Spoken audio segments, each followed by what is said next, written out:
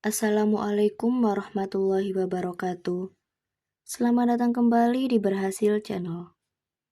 Jangan lupa dukung terus channel ini dengan like, komen, dan subscribe ya. Kali ini saya akan menceritakan sebuah kisah. Rumah kentang yang mencekam, aroma kentang yang mengancam. Di sebuah desa terpencil, berdirilah sebuah rumah tua yang dijuluki rumah kentang. Rumah itu sudah puluhan tahun tidak berpenghuni, namun tetap menyimpan cerita menyeramkan yang membuat bulu kuduk meremang.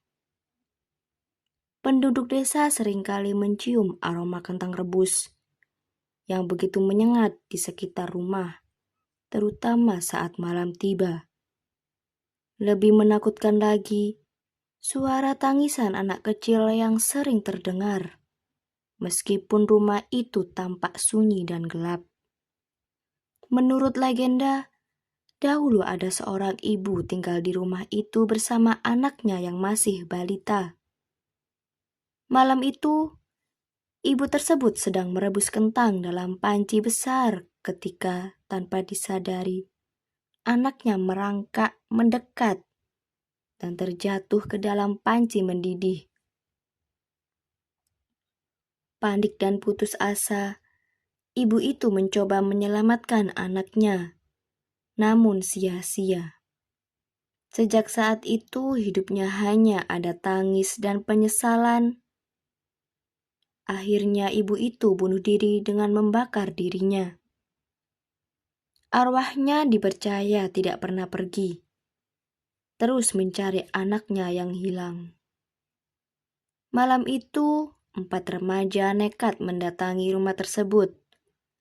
Risa, Tio, Titin, dan Tamam adalah sahabat karib yang selalu mencari tantangan baru. Malam itu mereka ingin menguji nyali dengan masuk ke rumah kentang, meskipun sudah diperingatkan oleh warga desa untuk menjauhinya. "Serius kita masuk?" tanya Risa dengan ragu, menggenggam lengan Titin erat-erat. "Tenang saja, semua itu cuma mitos buat nakut-nakutin," balas Tio, berusaha terlihat berani meski jantungnya berdetak kencang. "Ayo cepat, sebelum kita ketahuan warga," desak Tamam sambil membuka pintu kayu tua yang berderit keras. Begitu mereka melangkah masuk, suasana langsung berubah. Udara dingin menyelimuti mereka, disertai aroma kentang rebus yang kuat. Ruangan itu gelap, hanya diterangi cahaya dari senter yang mereka bawa. Lantai kayunya berderit setiap kali mereka melangkah. "Apa kalian dengar itu?" bisik Risa. Semua terdiam. Samar-samar terdengar suara dentingan panci dari arah dapur. "Siapa yang masak di rumah kosong?" tanya Tio dengan suara bergetar.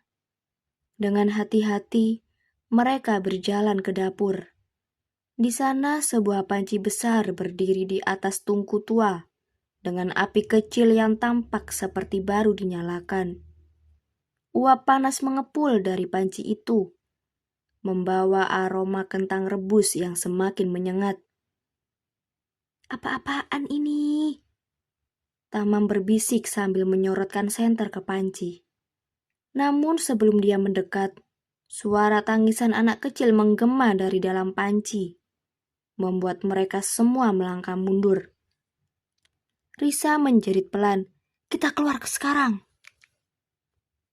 Namun sebelum mereka sempat bergerak, pintu dapur menutup dengan keras, seolah ada yang menguncinya dari luar. Suara tangisan itu berubah menjadi jeritan, dan panci mulai bergetar sendiri. Tutupnya terlempar, dan dari dalam uapnya muncul sosok anak kecil dengan kulit pucat dan mata hampir lepas. "Anak itu, dia nyata!" seru Titin dengan wajahnya yang pucat. Sosok itu perlahan mendekat, lalu menghilang begitu saja. Tapi sebelum mereka bisa bernapas lega, suara langkah kaki berat terdengar di belakang mereka. Ketika mereka berbalik, sosok seorang wanita dengan tubuh kurus dan wajah penuh luka bakar berdiri di ambang pintu dapur. "Kembalikan anakku." Tama mencoba membuka pintu dapur dengan paksa.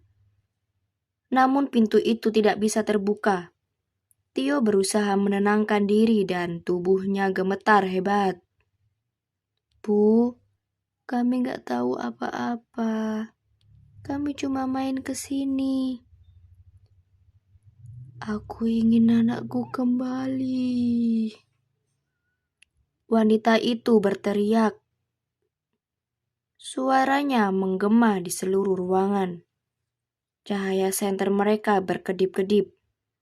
Dan tiba-tiba sosok wanita itu melayang ke arah mereka. Tangannya yang kurus dan dingin berhasil meraih pergelangan Risa. "Lepaskan!" jerit Risa histeris, berusaha melepaskan cengkeramannya itu.